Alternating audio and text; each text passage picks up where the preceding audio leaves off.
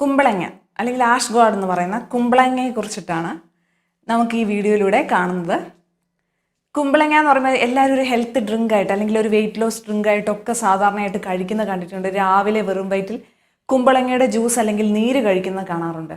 എന്നാൽ ഇതിൻ്റെ യഥാർത്ഥ ഗുണങ്ങൾ നമ്മൾക്ക് മനസ്സിലാക്കി കഴിഞ്ഞിട്ടുണ്ടെങ്കിൽ ഇത് പ്രത്യേകമായി ഏതൊക്കെ വിഭാഗത്തിലുള്ള ആൾക്കാർക്ക് ഉപയോഗിക്കാമെന്ന് മനസ്സിലാക്കുകയും അതിൻ്റെ ഗുണപ്രദമായ ഉപയോഗം മൂലം നിങ്ങൾക്ക് നല്ല ആരോഗ്യം കൈവരികയും ചെയ്യും.